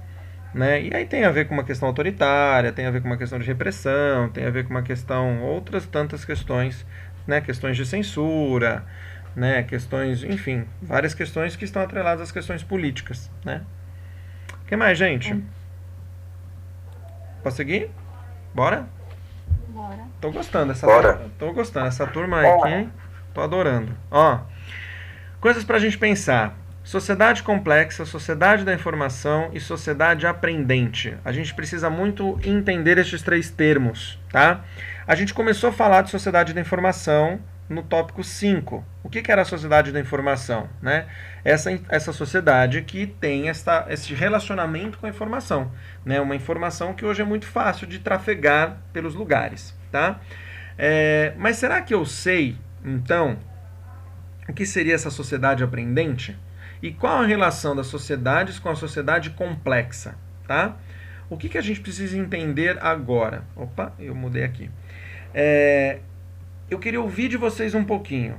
Pelo nome, pela expressão que a gente tem aqui, por tudo que a gente viu até aqui, como é que a gente definiria sociedade complexa, sociedade da informação e sociedade aprendente? Quem ajuda? Complexa seria aquela que sabe de tudo, sabe manusear, sabe ter todas as informações. Aprendente seria aquele que está naquele passo lento, aprendendo como se fosse o menor aprendiz. Na minha concepção é essa, não tenho certeza, tá? Ainda tenho que aprender, sempre tem coisa nova, sempre vai à busca de informações. Sociedade da informação ficou clara para todo mundo, certo? É uma sociedade que tem constantes informações onde eu quiser. Ok? Afinal de contas, meios digitais e globalização estão aí. Sociedade aprendente é uma sociedade que está em constante aprendizado. A nossa, né? Por que em constante aprendizado? Porque a cada hora surge algo novo, cada hora a gente precisa aprender, cada hora tem uma notícia. Então é uma sociedade que tem muita informação e que constantemente está mudando. É um aprendizado no sentido... Um exemplo disso, professor, seria o cientista, né, tentando descobrir a vacina para o Covid. Perfeito, né? Por quê? É uma constante mudança, é um constante aprendizado. E por ela ser uma sociedade com muita informação, com muitas mudanças e aprendizado, ela se torna uma sociedade complexa. Então, sociedade complexa nada mais é do que a junção de sociedade da informação com sociedade aprendente. Né? Se eu entendo que sociedade da informação é aquela que tem informação aonde eu quiser, então se eu pegar meu celular eu tenho acesso à informação, e ela é ao mesmo tempo uma sociedade aprendente, porque ela muda, né? Ela aprende constantemente, ela se torna uma sociedade complexa. Por que isso? Vou fazer vocês refletirem, tá? Desculpa a minha indiscrição, mas eu quero dar um exemplo por idade. Alguém aqui, quem é a mais velha da sala? Quem sabe? Da sala de vocês?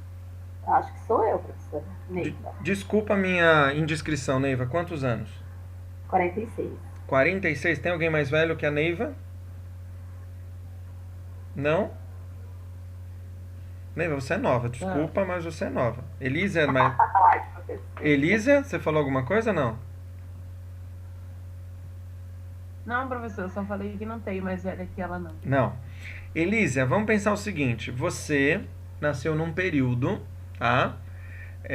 Em que a sociedade da informação e a sociedade aprendente não era tão forte no sentido de troca de informação, certo? Você nasce num período, provavelmente, que você não tinha celular, ou estou errado? Não é eu que tenho 46 não, professor, é a Neiva. Então, eu falei Elisa, desculpa, Neiva? Neiva? Vamos com calma, professor. Oi, professor. Esse período que eu estou me referindo, Neiva, quando você nasce, quando você é criança, você tinha acesso ao celular? Vixe, não, professor. Nada. Eu tive acesso depois do meu primeiro filho, e olhe lá. E Neiva, vamos pensar o seguinte, a sociedade foi mudando conforme você foi crescendo, concorda comigo? Sim. Isso também aconteceu comigo. E aí, com o passar do tempo, veio o celular na tua mão, você percebe que você tem acesso às pessoas. Agora, vamos inverter Você tem filho, Neiva? Sim. Quantos anos? Um de 19 e a outra de 11. A de 11. Quando a de 11 nasce, ela nasce no meio dessa sociedade toda, você concorda? Sim. Ok. Ela que me ensina. Ela que te ensina. Vocês conseguem perceber, e essa relação agora eu vou fazer com a Neiva, né, de 40 e poucos anos, e com a filha dela, né, 11 anos. Sim. Neiva e a filha. A Neiva foi vendo e foi observando o quanto essa sociedade foi se transformando numa sociedade da informação e numa sociedade aprendente. Mesmo não sabendo esses nomes, ela foi percebendo. Né? Ela foi percebendo que ela tinha mais acesso à informação, que era uma sociedade que estava constantemente mudando. A filha dela nasce nisso já feito, nisso já posto. Percebe o quanto isso é complexo para uma criança que nasce e já dá de cara com o mundo desse jeito? Que não viu esse desenvolvimento? Ela já está na sociedade complexa, a sociedade pronta. Exato. É aí que eu quero que vocês entendam. Esta relação que eu quero que vocês entendam. A sociedade foi se evoluindo ao ponto de que ela se torna complexa no momento em que tem muita informação e muita coisa para aprender. A ponto de que a gente não consegue mais dar conta do quanto tem de informação. Antes, tudo que eu precisava aprender, me corrijam se eu estiver enganado, estava num negócio chamado enciclopédia. E eu fazia minhas pesquisas da escola na enciclopédia. E estava tudo bem. Biblioteca. Biblioteca, maravilha. E até a biblioteca. Biblioteca já era demais, né? Mas se você tivesse uma enciclopédia em casa, você já tinha tudo pro ano todo. Não era isso? Uma Barça, um Conhecer, uma Larousse, né? Ok. E hoje? Hoje eu não faço ideia de onde chega. Tablet, celular, computador. Tá, mas qual é a quantidade? Qual é a quantidade de informação que eu preciso ter para poder estudar? Eu consigo mensurar isso? Não dá mais para mensurar. Não dá mais. Ela se tornou muito complexa. Tem muita informação. Né? Ela mas acho que é pelo excesso, né, prof? Exato, Elias, exato. Por isso sociedade da informação. Porque tem muita. A gente precisa aprender a encontrar essas informações, a vasculhar, garimpar, localizar o que eu preciso. E ao mesmo tempo pode ser que eu encontre algo hoje que daqui 3 meses já é outro. Já mudou de novo. A gente teve isso até com o professor Edson, professor, que ele falou que era a erotização das crianças na internet, né? E a tecnologia também almejava muito jovens. Com o quê? Com coisas para comprar, brinquedos novos, aquela tecnologia, aquele carrinho que faz não sei o quê, aquela boneca que faz xixi, aquela boneca que faz cocô e tudo mais. E aí hoje o público-alvo do consumismo era os mais jovens e as crianças. Perfeito.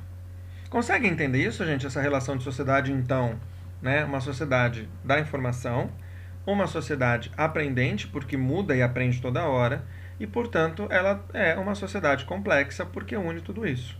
Fácil de entender, galera? Tranquilo? Sim. Joia. Neiva, desculpa perguntar a sua idade, tá? Normal.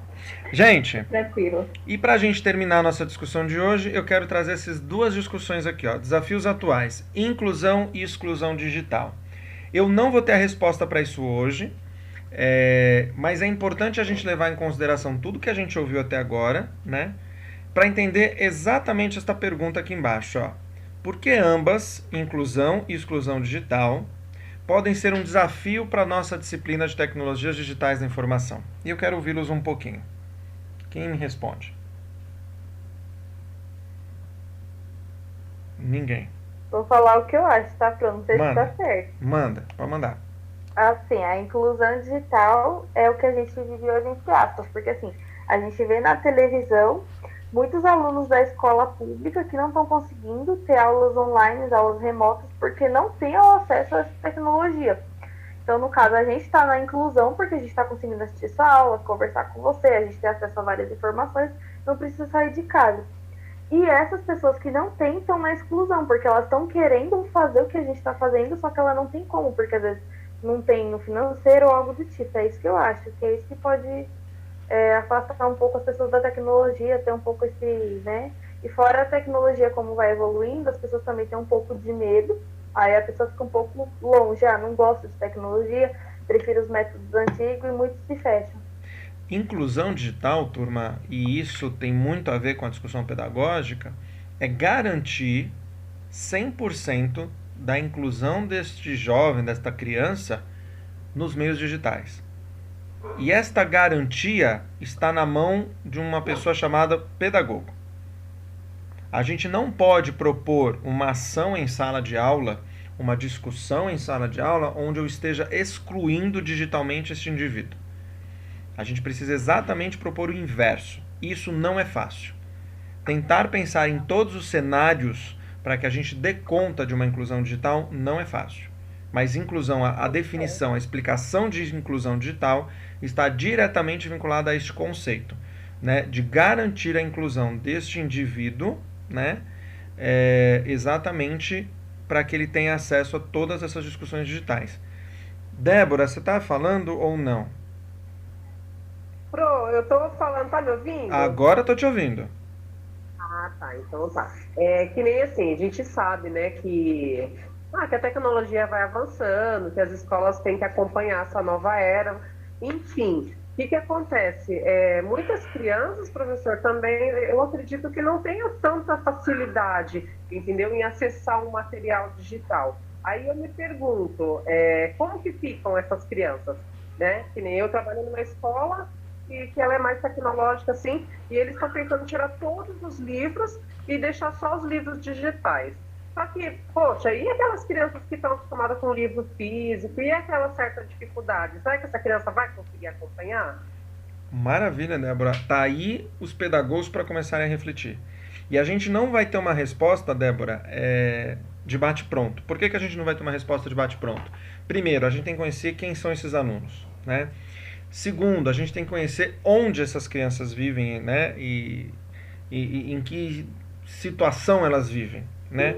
Terceiro, a gente precisa conhecer a família dessas crianças, né? Quarto, a gente precisa conhecer a escola. Então não é simples de responder, né? Eu não tenho a menor condição de virar para a Débora e falar, acho melhor o livro, acho melhor o digital, né? Por quê? Porque envolve muitas questões, né? Envolve quem é essa criança, envolve onde mora, envolve família, envolve escola, envolve uma série de questões sociais, econômicas, né? Laís, perfeito, é toda uma construção social. Não dá para a gente simplesmente falar de tecnologia sem levar em consideração toda a sociedade. Por que eu trouxe a vocês, nessa primeira unidade, toda essa discussão de sociedade? Para inserir vocês nisso.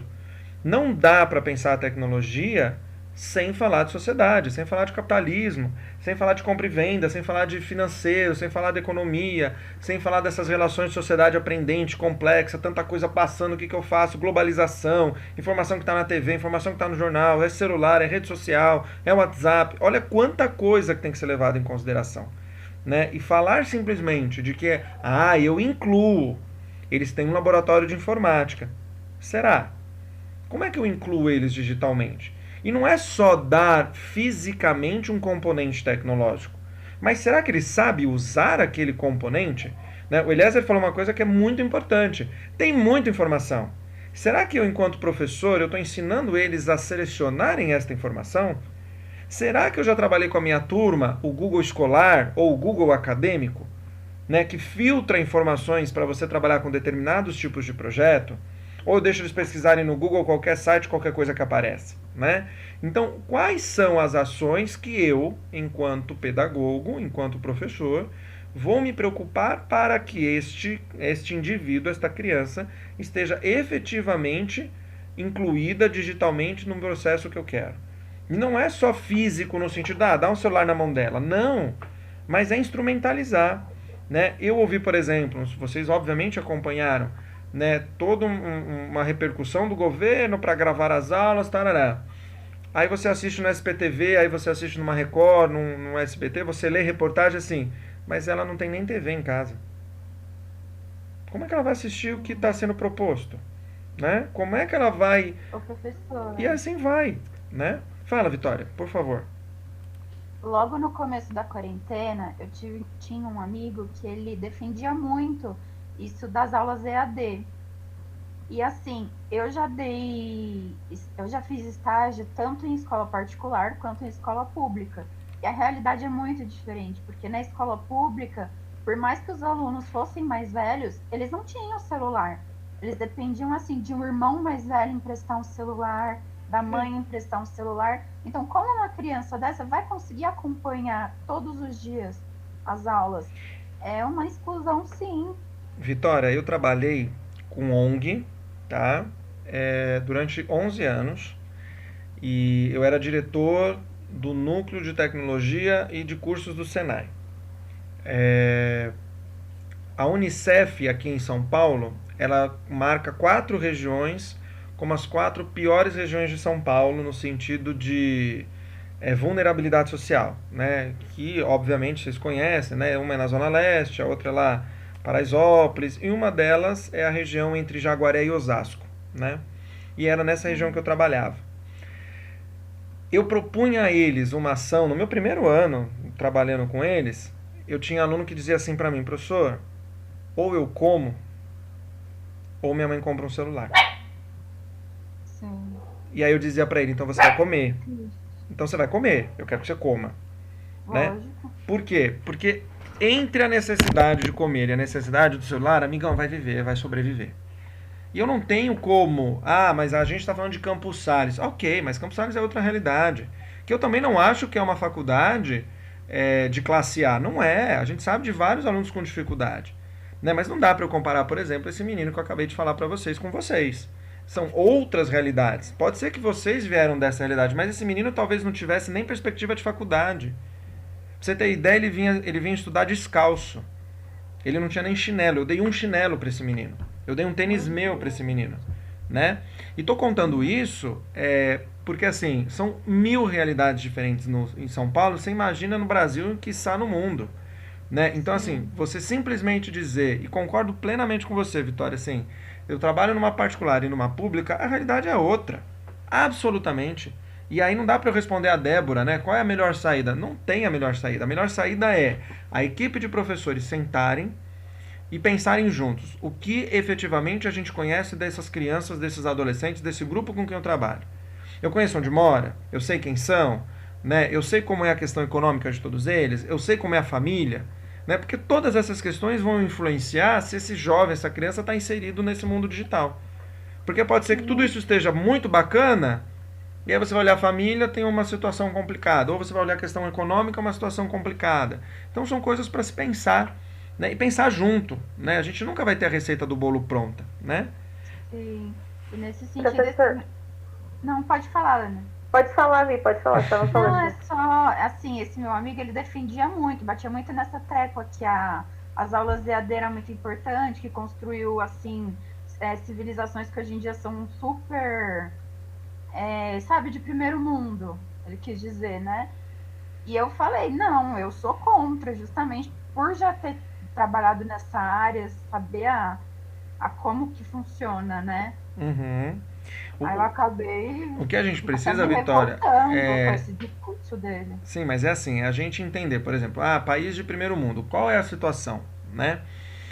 Se a gente pensar que existem países em que não há escola particular, estou falando país de primeiro mundo, escola pública, ela é a de primeiro mundo, né? Se eu pensar, por exemplo, que Portugal, não sei se vocês sabem disso, mas Portugal tem um presidente atual que ele é professor em uma escola. Os vídeos do país inteiro, inaugural, foram gravados pelo presidente do país, em que ele entra numa sala de aula e ele fala, e ele é professor de língua portuguesa. E ele grava a aula e as crianças assistem uma aula com o seu presidente. Desculpa, não quero abrir essa discussão aqui, mas a gente está numa situação em que um presidente pode gravar um vídeo desse para as escolas? Percebe o enorme problema? Percebe a enorme situação que vive? E aí você vai dizer para mim que essas crianças têm total capacidade de ter acesso? Duvido. Tem criança que está desde a pandemia sem estudar absolutamente nada, porque ela não consegue. Né? E não é que ela não queira, né? É que ela não consegue. Né? A mãe vira para ela e fala assim, ela fala para a mãe, eu preciso assistir às aulas. Tá, mas eu não tenho TV. Vai assistir no vizinho. Só que o vizinho tem que assistir a aula da idade dele, o outro tem que assistir a idade do 1. Como é que você vai fazer isso? A Débora acabou de dar um exemplo sobre isso nos comentários. Olha lá, conheço uma moça que tem que dividir o celular com 5 filhos para as aulas remotas. É isso. Perfeito, Débora. É estas situações que a gente precisa refletir, e por isso eu trouxe para vocês, deixa eu compartilhar aqui. Turma, eu vou fazer uma... Pode falar enquanto eu compartilho aqui, vai lá. Eu acho assim, que não deveria tirar o online, claro que não, e nem tirar os livros. Por quê? Porque assim, tem gente que não tem condição de ter online, e mesmo quem tem, o livro enriquece bastante a educação da gente, nada como a gente pegar no livro físico. Tudo bem, tem o digital, a gente tem que se inteirar com tudo, mas nada impede da gente ter um livro físico na nossa mão, que eu acho que enriquece bastante também. E eu acho assim, tudo bem, a gente está numa era digital, a gente tem que ser incluído nessa era, a gente está vivendo, ok.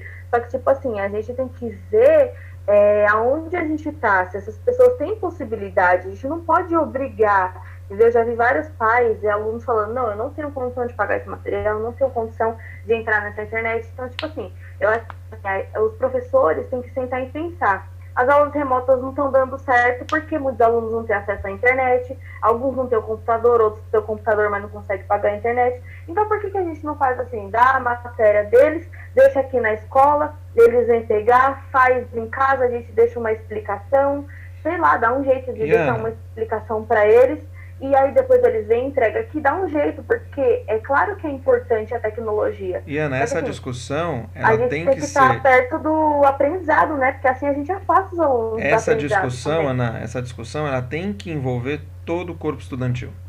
Todo o corpo Sim, docente, os pais, ela tem que envolver coordenação, professores, porque ela é uma discussão muito complexa, né? Vou ser muito franco com o que eu vou dizer. O mundo não estava preparado para uma pandemia, né? E não estava mesmo, né? Privilegiados são aqueles como vocês que conseguem ter um mínimo que seja de acesso e a gente conseguir abrir essas discussões. Mas assim, de tudo que eu já li, e óbvio que isso perspassa a minha área, que é a tecnologia, de tudo que eu vim lendo sobre nesse momento de pandemia, assim, é muito triste, é isso que vocês colocaram no chat, é muito real, né? Não é desconhecido, e é algo que cabe a nós, pedagogos, discutir e levar sempre para frente. O que eu vou fazer... Também não tem que esperar somente da direção, né? Nós somos professores, a gente tem que também ter contato com esse aluno e levar isso pro diretor, porque às vezes ele não está sabendo dessa situação. Sim, concordo. Cada professor tem que fazer uma pesquisa com a sua sala também, porque é fácil. Alguns professores se acomodam e chegam e falam, não, só depende da direção. Tá, mas você foi lá, você tentou lutar, você levou uma proposta nova, você foi falar que não está dando certo, ou você prefere perder seu aluno para as ruas, né? Assim. Maravilha, é isso mesmo. Turma, eu tenho o hábito das nossas aulas de trazer muita coisa do ENAD, tá? Eu acho que é muito importante porque o ENAD dá pra gente um termômetro de qual é a discussão que o curso de pedagogia tem que trazer, tá? Então eu trouxe aqui um texto de uma das perguntas do ENAD, tá? Eu não trouxe a pergunta, mas eu trouxe o texto que nela está. É um ENAD de 2011. Dá uma olhada como ele define exclusão digital, ó. Exclusão digital é um conceito que diz respeito às extensas camadas sociais que ficaram à margem do fenômeno da sociedade da informação e das extensões das redes digitais. Olha aqui um termo que a gente já discutiu. O que é esta sociedade da informação? Essa troca constante de informação, essa globalização, né? E das redes digitais. Do que ele está falando? De internet, de WhatsApp, de Facebook, de Instagram, né? de várias redes, né? Então, exclusão é o fenômeno que deixam essas pessoas, essas camadas sociais ficarem à margem disto. O problema da exclusão digital se apresenta como um dos maiores desafios dos dias de hoje, com implicações diretas sobre os mais variados aspectos da sociedade contemporânea. O que é a sociedade contemporânea?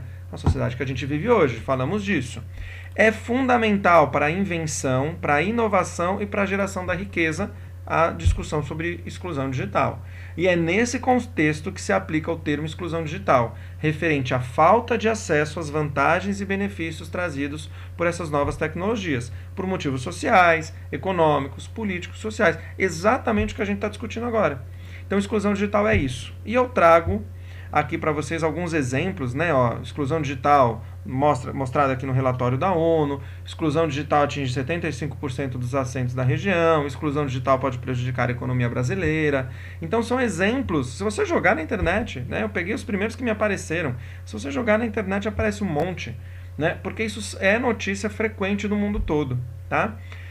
Eu não sei se vocês conhecem a Serpro aqui, ó, esse site aqui da Serpro, mas ele traz muita coisa sobre educação e vale a pena dar uma discutida. Ele tem lá, ó, como diminuir a exclusão digital no país. Ele tem algumas discussões sobre isso, então vale a pena. Eu trago aqui só como para a gente discutir um pouquinho. E é hora da gente responder o que a gente começou lá na aula passada. Pode falar. A Bruna pediu para avisar que só saiu porque ela tá sem internet. Ela tá só com dados móveis pro WhatsApp, tá? Sem problema, gente, sem problema. Não esqueçam de marcar as presenças de vocês lá, tá, turma? Não esqueçam mesmo, tá bom? Lá na plataforma. Vocês têm até mais tarde para marcar, não esqueçam disso. Eu queria responder isso para a gente terminar a nossa unidade. Como a evolução histórica das tecnologias digitais da informação e comunicação influenciam os processos educativos? Como? Quem arrisca depois de tudo isso que a gente discutiu? Posso tentar, professor? Manda. Deve. Então, eu acho assim, por tudo que estudamos, né, a evolução tecnológica, ela nos ajuda no estudo. Para algumas pessoas ela nos ajuda e para algumas pessoas ela atrapalha. A parte que ajuda, temos bastante conteúdo, como foi falado, temos bastante informações, podemos acessar um livro da sala de aula. Hoje a gente tem coisas gratuitas, mas também tem coisas que a gente tem que pagar, né? Tem bastante site que não presta, mas também tem bastante site que tem coisa séria.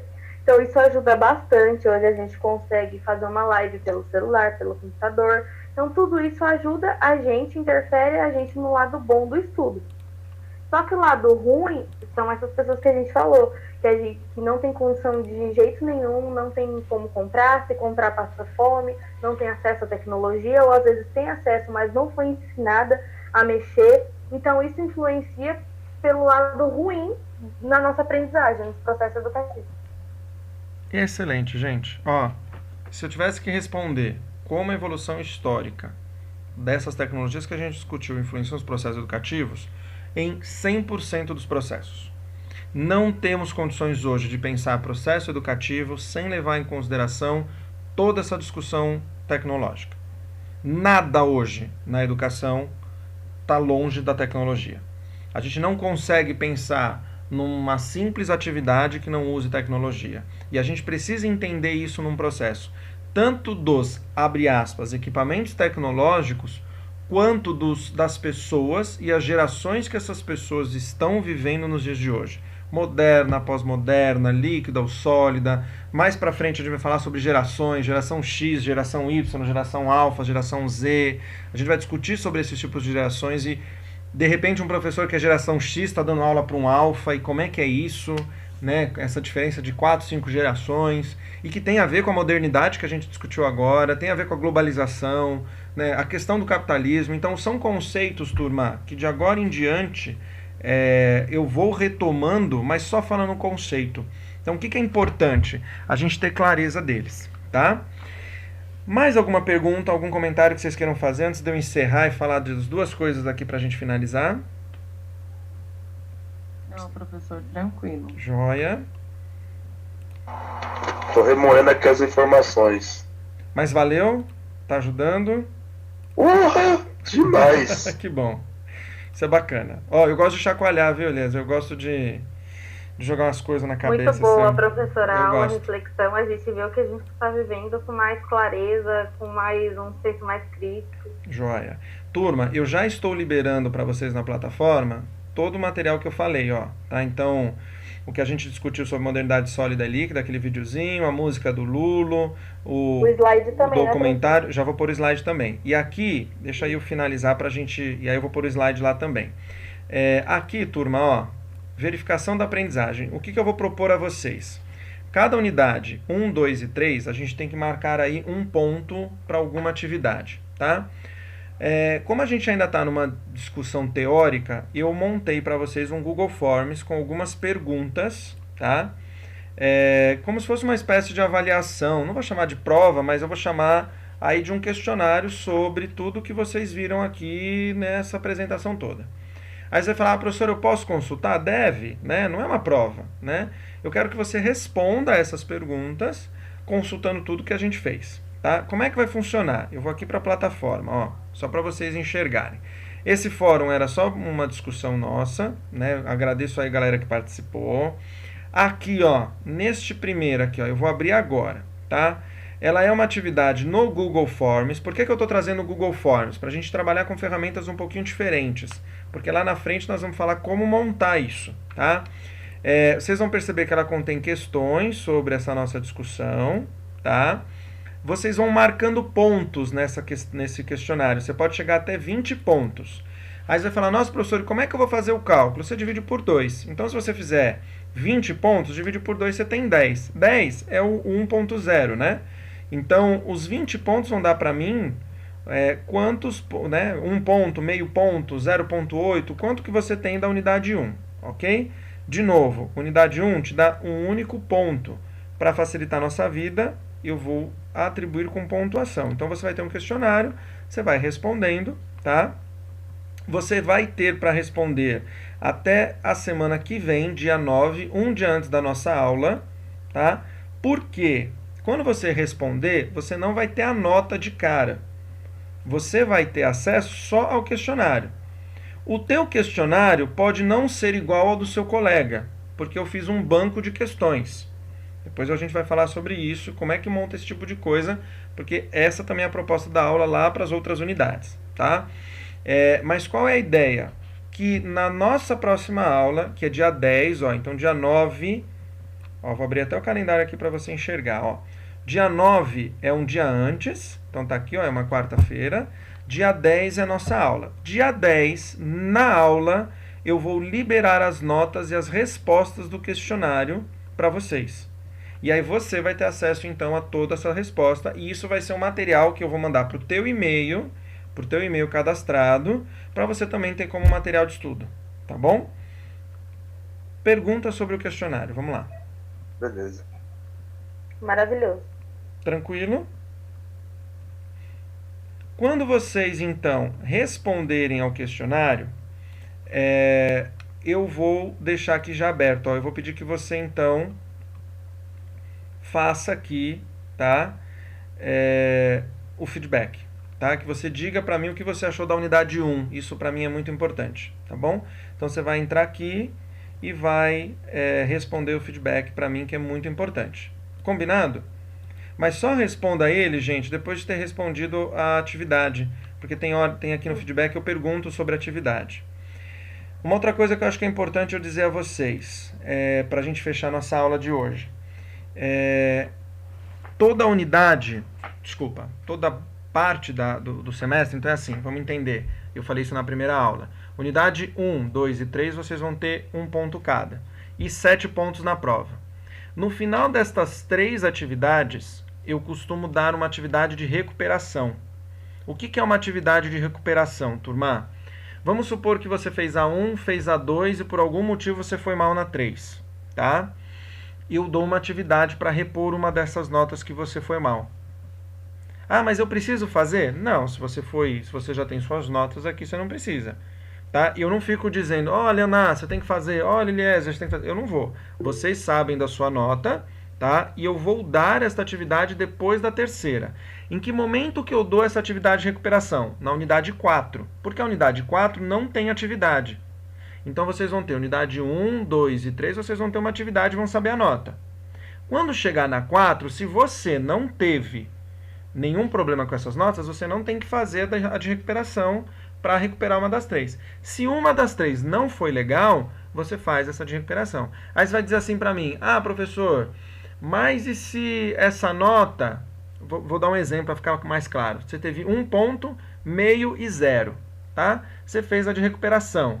Essa de recuperação substitui qual? A 0, a menor nota que você tem das 3. Ela não substitui o meio você já ganhou. Tá? Ela não substitui o 1, óbvio, você já ganhou, então você não perde nada. Então, na unidade 4, eu dou esta, abre aspas, recuperação. O mesmo vai acontecer na segunda parte do nosso curso. Unidade 5, 6 e 7, 1 ponto cada. Na 8, eu dou uma recuperação sobre algo que a gente fez. Só que a parte 2 vai ser um único trabalho. Eu acho que eu falei isso lá na primeira aula. Então, não vai ser divididinho, mas eu vou ter uma atividade de recuperação aqui no 8, tá? A prova é outra coisa, a prova é outra conversa, mas aí mais perto a gente conversa sobre isso. Dúvidas, angústias, anseios? Professora, a pessoa não pode fazer essa prova só tipo, se ela quiser aumentar a nota, né? Um exemplo, essa atividade de recuperação, a pessoa vai estar ficou com... É uma decisão sua. Isso é uma decisão sua, tá? Esta atividade, ela não vai mexer na prova, tá, Ana? Isso que é muito importante a gente saber. Por isso que ela está na unidade 4, tá? Então, ela está assim, ó. Imagina que aqui você tirou 1.8 e ponto 8. Certo, Ana? Ah, eu quero tentar um 1 aqui. Beleza, você vai lá e faz ela. Se você tirar meio, eu vou tirar esse seu ponto 8? Não, não vou. Tá bom. Tá? Ela vai ser sempre para uma ajuda. Quem que tem que fazer? Quem quiser fazê-la. Ah, eu não quero, tô bem com a nota que eu tô. Tá bom, beijo, tchau, tá tudo certo. Vocês são adultos, quem sou eu para ficar pegando a mãozinha e falando, tem que fazer, não tem que fazer nada. Combinado, turma? Combinado. Tá, então o que eu vou fazer agora? Eu vou entrar na plataforma, já vou colocar os slides de hoje. Usem esse material para vocês estudarem, para vocês revisitarem tudo isso. Se houver dúvida, me tragam numa próxima aula, tá? Esse questionário, ele está baseado nessas nossas discussões. Tem pergunta de ENAD. Nossa, você pôs de ENAD? Pôs de ENAD, porque vocês têm total condições de discutir sobre isso, né? De responder sobre isso, porque a gente discutiu sobre. Então, a ideia agora é que vocês retomem isso com esse questionário. Você tem até um dia antes da nossa aula, e na nossa aula da próxima semana eu libero as notas para vocês com os resultados do questionário. E aí a gente começa a aula, antes de falar da unidade 2, a gente começa a aula corrigindo esse questionário, tirando dúvida dele, vocês olhando o questionário. O que eu acertei, o que eu errei, né? Por que estava certo, por que estava errado, e a gente discute sobre isso. Beleza, turma? Então, para a semana que vem, a atividade é só o questionário, né? É só esse questionário, já está lá na unidade 1 da plataforma, tá? Tá logo abaixo daquele fórum de dúvidas e primeiras impressões para a próxima aula. Tá assim, a verificação de aprendizagem, a avaliação. Aí já tá lá as orientações, você clica, ele vai te levar direto. Turma, importante, você só tem uma chance para fazer, tá? Você não pode fazer 10 vezes, você vai fazer uma única vez, tá bom? Você não vai conseguir fazer várias vezes. Então é importante que você só acesse a hora que você for fazer de verdade, tá bom? Porque senão ele vai computar que você já fez. Então se você chegar no final dele e não entregou nada e enviar, ele vai entender que você não fez, tá? Esse sistema. Então, importante, só acessa quando vocês realmente forem fazer a atividade, tá bom? O que mais? Beleza. Tranquilo. Tá? Turma, de novo, para fazer a atividade, sugestão que eu dou, tá? Abre o material, fica com ele aberto mesmo, não tem o menor problema, eu não me incomodo com isso, não acho que é uma, que desespero, pelo contrário, é um jeito de vocês revisitarem o que a gente conversou, tá? Fica com ele aberto, vai respondendo o questionário, não tem tempo, tá? Então, tem 15 minutos para fazer, tem 20 minutos, não, você pode levar 1 hora, 2 horas para fazer, mas se você fechar o questionário, ele vai entender que você terminou, tá? Então isso é importante vocês saberem, tá bom? O que mais, gente? Até agora tranquilo? A Dai colocou aqui que ela encontrou o questionário, mas está sem as perguntas. É porque eu tô abrindo ele agora. Eu tinha que falar com vocês agora. Tá bom. Neste momento. Mas não vai falar pra ela já vai acessar, já vai responder? Não? Daí nem dá não, segura aí. Eu sugiro você abrir com calma, não vai fazer correndo, tá bom? Não precisa fazer correndo não. Tá? Se vocês entrarem no questionário e fecharem ele vazio, ele vai computar o que vocês fizeram. Tá bom? Então não faz não. Era só curiosidade? Tá? A partir desse momento está liberado o questionário. Acabei de liberar para vocês. Turma, espero que tenham gostado dessa nossa discussão. Semana que vem a gente continua. Que bom. No finzinho eu deixei um vídeo que eu acho que vocês vão gostar. Não sei se vocês conhecem uma mulher chamada Michelle Schneider. Ela é uma das gestoras de marketing do LinkedIn. E ela tem uma palestra que ela fez de 10, 15 minutinhos. Vale muito a pena assistir, porque ela fala dessas modernidades, dessas questões atuais. Sugestão, assista também que vocês vão curtir, já está disponível na plataforma, está lá no Saiba Mais. Tá bom? E está dentro da minha apresentação aqui, que eu já estou colocando na plataforma. Beleza? Professor, tirar uma dúvida. Aquele 2, fórum 3. que o senhor mandou. Senhor, não. Senhor, você sacaneou agora. Acabou você comigo. Deu aquele fórum. Quem respondeu, você vai colocar algum comentário lá? Eu vou entrar nesses comentários, né? Eu queria que vocês colocassem, então, eu deixei ainda até as 10, mas eu coloco comentário até amanhã, eu entro lá e coloco. Tá bom, então, obrigada. Tá bom? Porque eu gostei de muita coisa que eu vi lá. O que mais, turma? Só? Professor, segunda-feira não é só aula. Mas a professora Laruccia não soube responder se haverá ou não aula devido a... segunda-feira, dia 7, é feriado. Ele não foi antecipado. Tá? A gente recebeu um comunicado da faculdade. Segunda-feira não tem aula. Ok, obrigada. Professor, mais uma coisa. Em questão à presença, que a professora Laruccia estava falando, que a gente falou para ela que você criou o link de presença, né? Tá. Aí você tem como disponibilizar isso para outros professores? Como que funciona? Porque ela tá vendo quem tá presente pela live, né? Mas a gente não tem um link próprio para clicar lá e estar presente. O que a gente vai fazer, e eu tive uma reunião hoje, eu não sei, eu acho que eu disse a vocês, eu falei que eu coordeno o EAD, né, gente? Sim. Tá. O que eu tô fazendo com os coordenadores? Eu passei hoje para os coordenadores essa ferramenta, falei que ela já está dando certo. Este final de semana a gente vai montar um tutorial para os professores. Provavelmente a partir da semana que vem eles já vão inserir essa ferramenta na plataforma. E só que eu tô falando de todos. Professor, eu não tô podia falando... dar um tutorial do Meet também, né? Porque a professora Larutia, ela também não estava conseguindo fazer o Meet. Aí ela falou para o pessoal, né, Natália, se o pessoal todo puder ajudar ela a mexer no Meet, né? Aí eu mandei um vídeo para ela, tal, mas é que tem alguns professores que não sabem ainda muito como provavelmente, gravar. Ana, provavelmente nós vamos migrar pro Teams, Microsoft Teams, tá? A faculdade vai inscrevê-los a partir da semana que vem, vocês vão ter uma conta, todos vocês, tá? Mas isso ainda tá em estudo. Mas no Meet eu posso ajudar. É a Larúcia que tá com dificuldade? Isso. Joia, legal vocês dizerem. Do celular, lá não, fica aqui mesmo. Tá bom. Dá pra acessar... professor, deixa aqui no Meet, todo mundo tá acostumado já. Tá bom. É melhor presente. Turma, dúvidas sobre o que vocês precisam fazer? Tranquilo? Ó, eu já alterei, eu tinha posto para vocês no material um PDF com a parte 1. Eu já coloquei lá o PDF inteiro agora, pra vocês não terem que ficar acessando vários PDFs, tá bom? Então no lugar lá eu tirei parte 1 e coloquei ele inteiro, tá bom? Ok. Gente, então bom descanso, bom final de noite, beijo, espero que vocês tenham gostado. Tá bom? Vejo vocês semana que vem. Professor, valeu pela... É nóis. Eu que adorei. Tamo junto. Eu que adorei. Professor, obrigado. Tchau, gente. Bom final de semana. Tchau, pessoal. Pra vocês também.